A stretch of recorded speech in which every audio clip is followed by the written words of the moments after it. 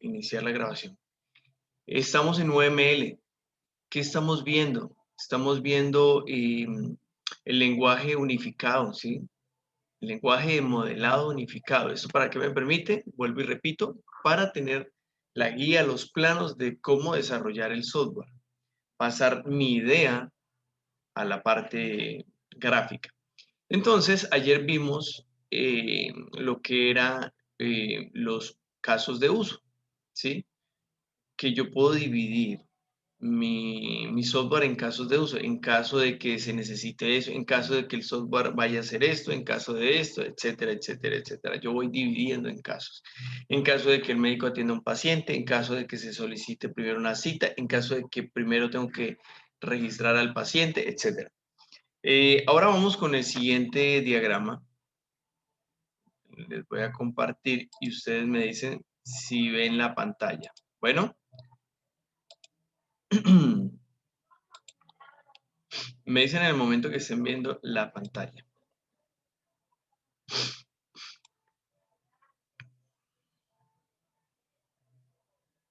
¿Me confirman, chicas? Yo sí la veo. Perfecto. Bueno, a continuación vamos a ver el diagrama de secuencia. Yo quiero que estén atentas en caso de que haya algo que se me pase, que ustedes digan, uy, ahí no entendí, levantan la mano, me hablan y yo paro ahí y analizamos. ¿Listo? ¿Qué es el diagrama de secuencias? Bueno, el diagrama de secuencias se utiliza para describir el funcionamiento de mi software, cómo va a funcionar, pero desde un punto de vista. ¿Desde qué punto de vista? Es desde la parte de la interacción, ¿cierto?, del usuario con el sistema y los mensajes empleados en el sistema. Más los actores, es decir, más el usuario que interviene en el diagrama de secuencia.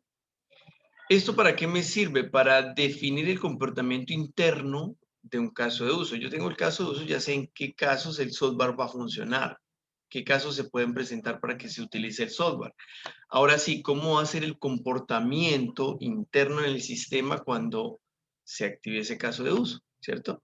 Entonces ahí viene el diagrama de secuencia y sus mensajes. Lo que me van a mí a permitir o me va a servir es definir los métodos de las clases de un diagrama de clases. Entonces, aquí vamos a volvernos un momentico y recordemos que esto es una clase, ¿sí? Cuando yo digo public class, o me voy aquí en la parte superior, ¿sí? Me voy a la parte superior de mi proyecto y donde dice source package, le digo clic derecho, new, y creo una clase, ¿cierto? Es un archivo, una clase. La clase se llama ejercicio ciclo for Java y aquí dice public class ejercicio ciclo for. Eso es una clase. Los métodos que serían, estos métodos que están aquí que dicen son public, static, ¿sí? Aquí este método se llama main, pero yo le puedo dar un nombre diferente, ¿sí? El void quiere decir que no va a retornar nada. Este método que es estático no va a retornar nada y se llama main, el método principal. Pero yo puedo dentro de una clase tener varios de estos. Mire que este inicia y termina aquí. Pero yo podría tener otro método, un método public, class, perdón, public, y colocarle el método public static, que lo va a crear static carro. Un ejemplo. En este caso yo estoy creando el método carro que no recibe ningún parámetro, ¿cierto? Ni retorna ninguno. Pero esto ya es un tema avanzado que solamente quiero que entiendan el concepto de qué es un método. Un método es algo que está dentro de una clase, que me sirve para algo. Cuando ya entremos entonces a la parte de crear los objetos, vamos a entender un poquito más. Bueno, entonces, ¿qué pasa aquí?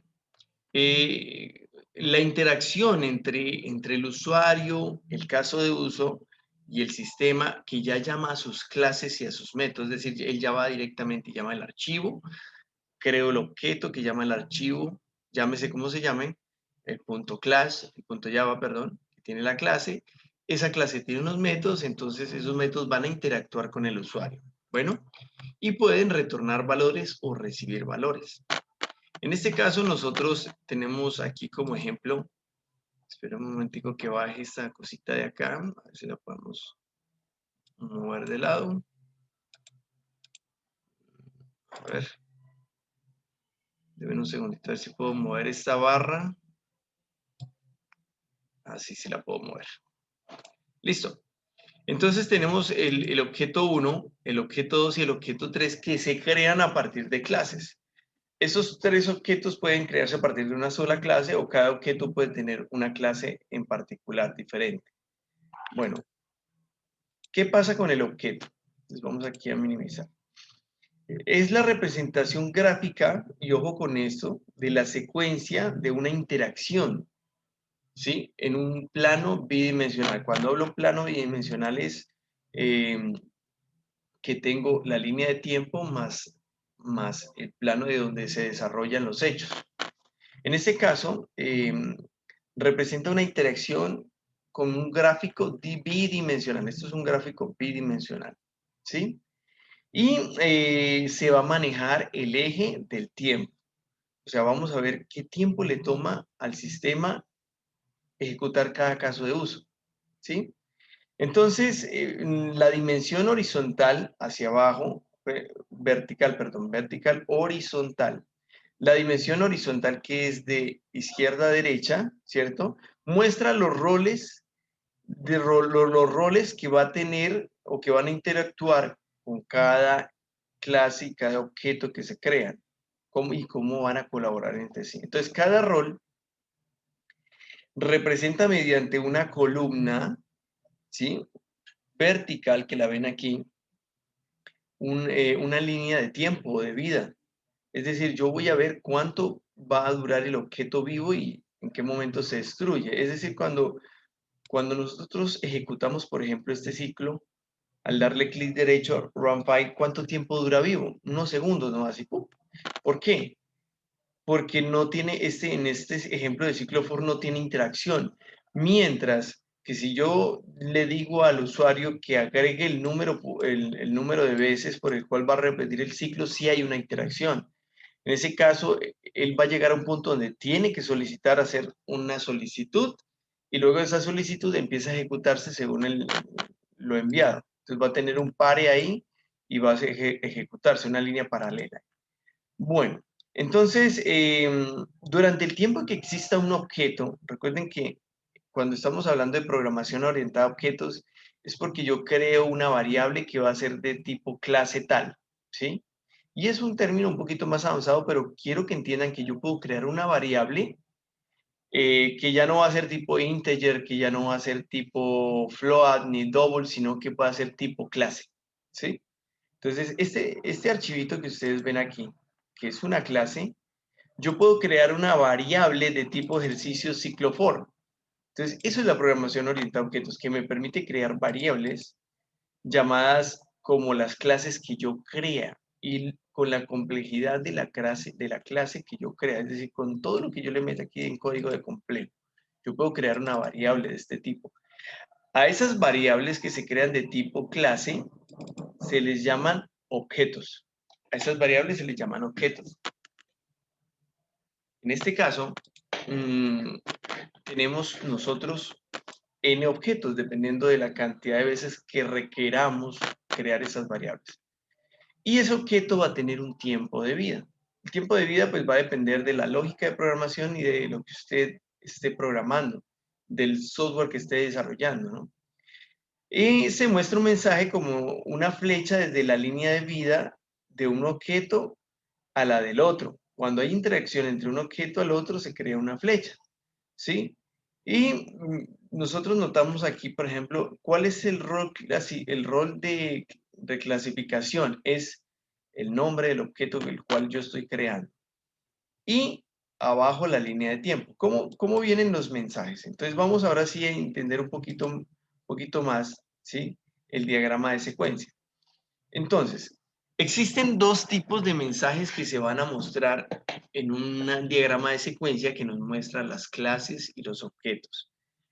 Los mensajes pueden ser síncronos y asíncronos. Los mensajes síncronos corresponden con llamadas a métodos del objeto que recibe el mensaje y el objeto envía el mensaje que queda, ¿no?, blanqueado hasta que termina la llamada. Cuando yo digo el objeto utiliza un método, estoy diciendo que yo creo una variable de tipo, por ejemplo, ejercicio ciclo for y llamo a este método que está aquí interno, ¿sí? Entonces, esta es una llamada. Estoy creando el objeto de tipo ejercicio ciclo for y voy a llamar este método y va a durar, digámoslo así en el diagrama de secuencia, la vida, lo que dure la interacción con estos métodos. Y va a llegar un momento en que muere ese objeto, ¿sí? Entonces, este tipo de mensajes se representan con flechas con la cabeza llena. Los mensajes asíncronos terminan inmediatamente y crean un nuevo hilo de ejecución. Cuando hablamos de hilo de ejecución es, por ejemplo, si estoy creando un objeto es una variable, vuelvo y repito, que se crea de tipo, por ejemplo, de las clases que yo crea. Mire que dice public class, esto es una clase que se llama ejercicio ciclo for. Entonces creo una variable de este tipo y va a durar lo que dure, pero esta variable mientras dure va a llevar un hilo. ¿Qué quiere decir un hilo? Una conexión en memoria que va a interactuar con el core de mi software. Va a tener una conexión directa porque está vivo. No se ha destruido la variable está viva, puedo utilizar los métodos en cualquier momento. Entonces, esa lleva su hilo. Y yo puedo tener n objetos al tiempo vivos y cada uno tiene su hilo, es decir, cada uno hace uso del ciclo, de la clase ejercicio ciclo for y cada una va a estar viva. Mientras que la síncrono es porque yo creé un objeto y este murió, luego creé otro y este murió. Los síncronos es sincronizados totalmente, ¿no? Bueno, también se representa la respuesta a un mensaje con una flecha discontinua. Cuando es síncrono es una flecha continua, cuando es asíncrono es discontinuo. Y los mensajes se dibujan cronológicamente desde la parte superior del diagrama a la parte inferior. ¿Qué quiere decir esto? Vamos a verlo en el siguiente, en la gráfica para que lo vayamos entendiendo un poquito mejor, ¿sí? Entonces, miren lo que está pasando, ¿no? ¿Cuándo se activan los mensajes? Es decir, un mensaje activado. Una activación se representa en un diagrama de secuencia utilizando un rectángulo alto y delgado. Entonces, recuerden, un objeto es una variable que se crea de un tipo, de algún tipo de clase que yo creé, ¿sí? Y utiliza n métodos. En el momento que utilice un método, ¿sí?, va a haber un mensaje, y ese mensaje se representa con una barra vertical, ¿cierto? Cuando el mensaje es síncrono, va con línea continua. Cuando es asíncrono, discontinua. La operación a realizar se representa mediante una etiqueta de texto al lado del símbolo de activación o en la margen izquierdo dependiendo del estilo. Entonces, ojo, estos mensajes se activan dependiendo de la interacción en el caso de uso. Entonces, por ejemplo, digamos que yo creé una clase llamada paciente. Y la clase llamada paciente, digamos que aquí se llama paciente, y esa clase llamada paciente tiene, por ejemplo, un método que se llama registrar nuevo paciente. Por acá tiene otro método que se llama actualizar los datos del paciente. Por acá hay otro método que se llama eliminar el paciente. Por acá hay otro método que se llama consultar el listado de pacientes, ¿cierto? Entonces, ¿qué mensaje me va a arrojar o qué mensaje me va a pedir el objeto cuando lo creo de ese tipo para poder utilizar esos métodos? Entonces, yo voy representándolo de esta manera. Si hay actividad concurrente entre varios objetos, es decir, entre varias variables que son del mismo tipo o de diferente tipo, la activación muestra la ejecución de un objeto concurrente. A menos que los objetos se comuniquen, las actividades concurrentes son independientes y no es relevante reflejar sus tiempos relativos de ejecución. Entonces hay que ponerle sentido a esta parte, ¿no? Si hay actividad concurrente, vámonos a qué quiere decir concurrente, que es continua, que se repite, ¿no? Entre varios objetos, aquí tenemos varias variables de ese tipo creadas. Si hay actividad concurrente, dice, se va a colocar, ¿no? A menos que los objetos se comuniquen, las actividades concurrentes son independientes. A menos de que los objetos se comuniquen entre ellos, las actividades concurrentes van a manejarse de manera independiente por su línea de tiempo. Bueno, cuando se trata de código de procedimientos, o una activación, que es decir, una activación, es decir, un llamado al objeto y a uno de sus métodos, viene el tiempo durante el que está activo o un procedimiento subordinado llamado por el procedimiento original, posiblemente en algún otro objeto, ¿cierto? Hace la activación de este llamado. Entonces, recuerden que yo esta variable puede ser que la cree, por ejemplo, un objeto llamado usuario, en el momentico en que me metí, digamos, a la vista usuario porque llegó una persona nueva a afiliarse a la clínica. Y yo en la clínica le voy a decir, bueno, regáleme sus datos, pero en el sistema le di nuevo usuario. En el momento que le di nuevo usuario, él fue y creó una variable temporal llamada objeto, que se creó de una clase, digamos aquí llamada usuario, que tenía los métodos crear, editar, eliminar y listar los usuarios. Entonces ahí yo voy a hacer un llamado a uno de sus métodos. ¿Qué llamado voy a hacer? Digamos, a crear el usuario. Entonces fue y hizo un llamado. Bueno, aquí tenemos los tipos de activación y vamos a analizar un momento la gráfica. Vamos a analizar qué está pasando con esta gráfica, ¿no? O sea, qué está pasando con el llamado, ¿sí? O el conjunto de activaciones simultáneas que se hacen cuando ocurre un evento en el sistema, cuando ocurre un llamado a un objeto y a uno de sus métodos. Entonces, en caso de una llamada, empieza el proceso a iniciarse y miramos qué mensajes se vienen dando. Y en caso de una llamada segunda a un objeto con una activación existente, el segundo símbolo de activación se dibuja ligeramente a la derecha del primero, de forma que se den la sensación de estar apilados. Entonces, aquí, por ejemplo, podemos ver en la gráfica que hay un llamado y a su vez hubo otro llamado al mismo objeto, entonces se fueron creando dos. Vamos a analizar la gráfica. Bueno, entonces lo que tenemos aquí primero es un usuario. Este usuario está pidiendo la creación de un objeto, el objeto 1, que va a llamar el método 1. Dice aquí que la operación realiza una operación y esta operación tiene, digámoslo así, tiene dos opciones. Dice que si X es mayor a 0, crear X.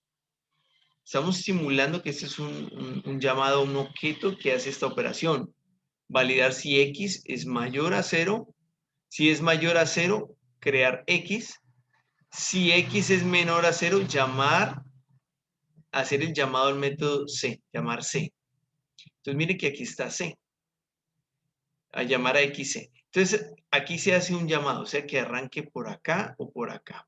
Si arrancó por acá, tenemos varias opciones dentro del llamado del objeto. Dice hacer Z. En este caso, hacer Z me implica que yo pueda hacer un manejo o un control o retornarme a otro objeto que lo que hace es retornarme a un punto de control. Entonces, lo que yo quiero que entiendan es que si un objeto tiene diferentes llamados a sus métodos o hay llamado entre objetos que también se puede dar, yo voy a representarlo gráficamente como una línea hacia abajo. Esto lo represento como un mensaje.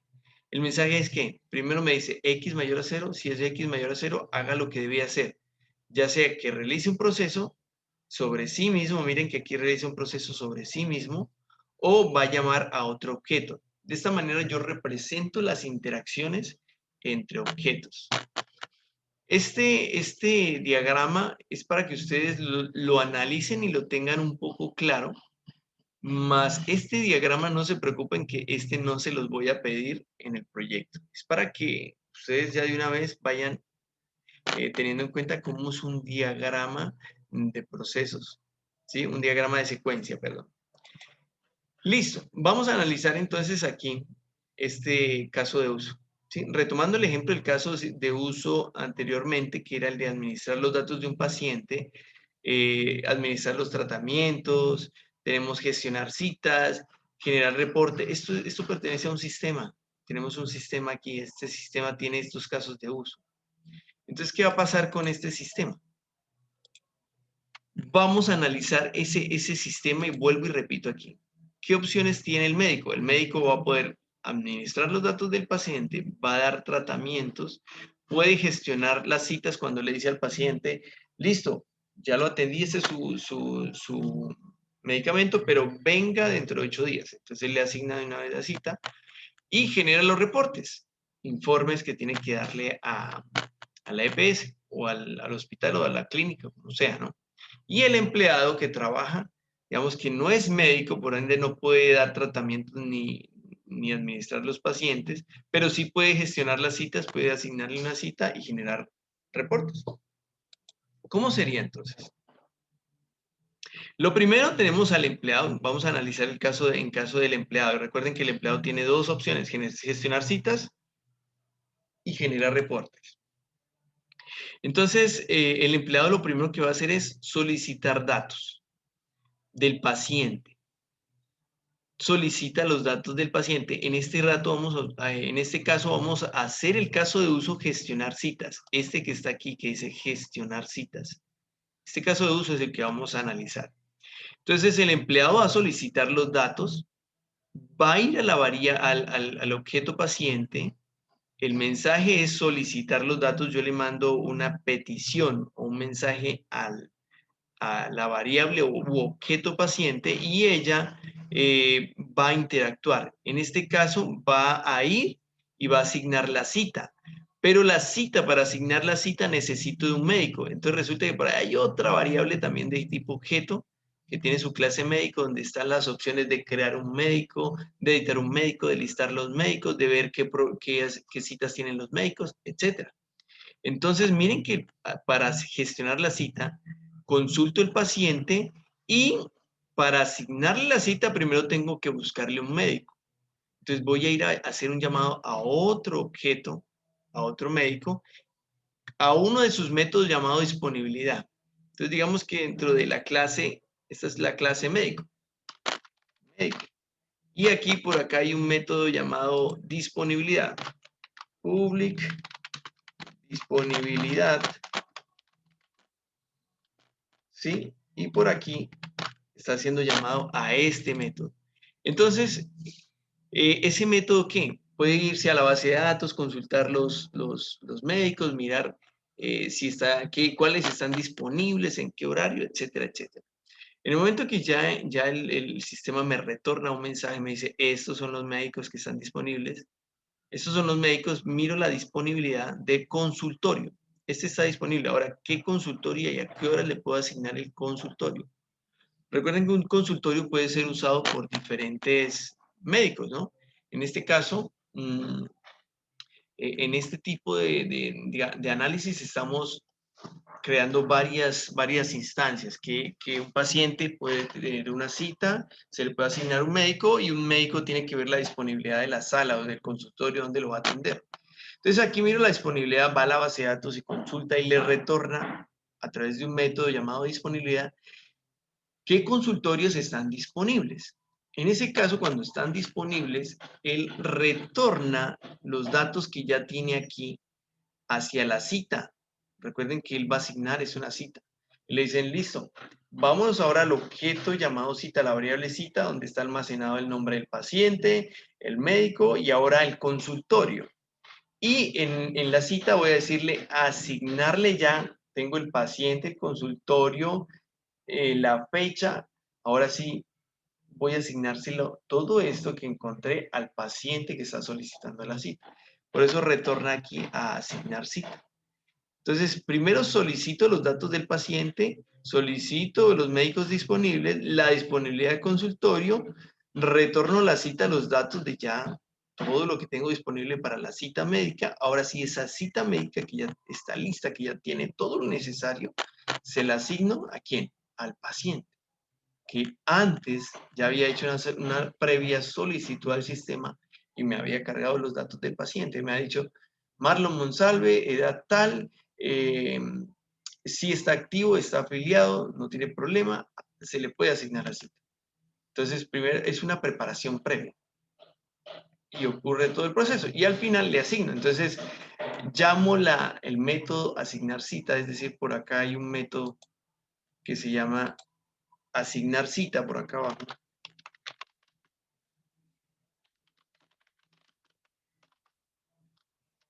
Asignar cita. Y por aquí recibió aquí todos los parámetros que yo estaba preparando previamente. Y ese asignar cita va a la base de datos, almacena la información y me retorna el mensaje. Cita asignada con éxito. Entonces, ese es un diagrama de secuencia para saber cómo va a interactuar el sistema con las clases que yo voy creando y los objetos que voy creando. Recuerden que objetos es una variable de un tipo clase, ¿sí? Entonces, esto es lo que vamos a encontrar en un diagrama de secuencia. No se me asusten, chicos, que el diagrama de secuencia no lo voy a exigir, pero sí es importante que ustedes lo tengan claro y revisen y repasen estos videos. Estos videos hoy ya puedo soltarlos porque ya les solté todos los videos de Java, entonces ya puedo empezar a soltarles los videos que hemos visto durante estos 3 días. Bueno, ahora sí, con esto nosotros terminaríamos la clase de hoy para no saturarlos más porque quiero que vuelvan y repitan el video y vuelvan y los vean y lo vean hasta que tengan claro este diagrama. No porque yo se los vaya a pedir dentro del proyecto, no, este no lo voy a pedir, pero sí el primero, por ejemplo, que es caso de usos, este no. Y que tengan claro, en caso de que usted en algún momento usted sea ingeniero o ingeniera y esté de pronto trabajando en una empresa de software, ganándose sus 5 millones de pesos, sepa cómo hacerlo. Recuerden, chicos, que entre usted más se prepare a nivel técnico de técnicas, más plata va a ganar, ¿no? Porque usted va a poder ser analista y va a poder ser un gerente de proyectos. O sea, la meta, el límite lo ponen ustedes, chicas. Ustedes son las que dicen, bueno, voy a hacer esto. Eso no quiere decir que ustedes no vayan a poderse desempeñar como, digamos, maquetadoras, solamente creadoras de páginas web o creadoras de base de datos o solamente analistas de requisitos. El área del software es tan grande que ustedes van a poder trabajar donde a ustedes más les guste. Pero si les gustó la parte del diseño, que es la más compleja, porque es la que más necesita responsabilidad, madurez y experiencia, obviamente va a ser la más paga, ¿no? Entonces, en este caso, les recomiendo, yo les digo que estén siempre revisando constantemente lo que estamos haciendo sobre diagramas y revisen y retroalimenten. ¿Listo? Entonces, este es diagrama de secuencias. Con eso terminamos la clase de hoy, que era el diagrama de secuencias. ¿Preguntas? ¿Inquietudes?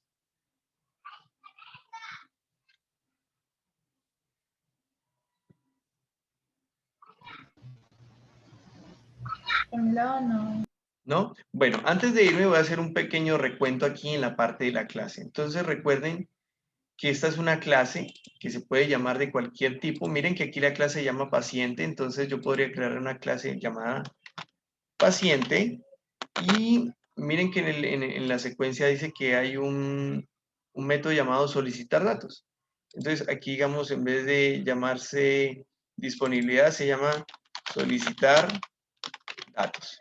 Y por ahí estoy solicitando. ¿Qué estoy mandando para solicitar los datos? Digamos que estoy mandándole de tipo INT la cédula. Está recibiendo de tipo entero una variable cédula.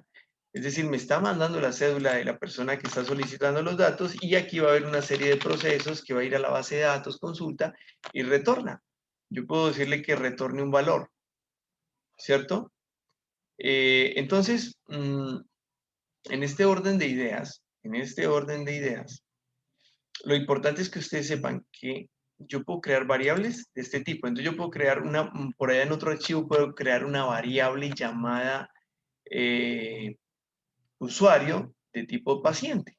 ¿Sí? Entonces va a llamar a la clase. Por acá voy a hacer un include, así como hacíamos el include para Java Util Scanner, para poder mostrar por pantalla, puedo decirle un include a la clase paciente para poder crear una variable de tipo paciente y poder utilizar los métodos, es decir, solicitar datos, asignar la cita o crear un paciente, etcétera, etcétera. Estos métodos ustedes los van a aprender a crear.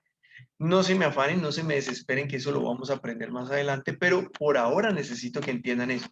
Yo puedo crear variables de tipo clase, en este caso la clase llamada paciente, y puedo utilizar, ahora sí, sus métodos internos, que son los que vemos aquí, ¿sí? Entonces yo ahí voy haciendo la secuencia, si yo necesito los datos de paciente, cuando le voy a asignar una cita, debo ver qué médico hay disponible, si hay consultorio disponible, le asigno la cita, ahora sí eso, perdón, tengo los datos de la cita ya listos, ahora sí se los asigno al paciente y fin del proceso. Eso es un caso de uso, que es asignar la cita. Un solo caso, gestionar cita. Mire que hay una inclusión de varios objetos. Entonces, sé que es un poquito complejo, yo les recomiendo entonces, chicas, que se retroalimente también en internet un poquito con diagramas de secuencia, mirar más videos de diagramas de secuencia y así mismo se va retroalimentando. Eso es todo. Nos vemos entonces en la clase del día lunes, pero antes que nada, yo les voy a escribir dentro de un momento para que asignemos una fecha para el taller de Java, ¿listo? Entonces, la idea es que más tardecito ustedes, a través de un mensaje, nos pongamos de acuerdo cuándo vamos a entregar el taller de Java. El taller de Java es el mismo de LPP, es el mismo de FD, son los mismos ejercicios simplemente que hechos en Java. Y a cada punto le van a hacer un proyecto. ¿Listo? Eso es todo, chicas. Entonces, que pasen un feliz resto de día. Por favor, revisen los videos que acabé de enviar de Java para que nos pongamos al día, ¿vale? Y podamos hacer el taller. Bueno, Señor las bendiga y nos vemos entonces el próximo lunes. ¿Les parece?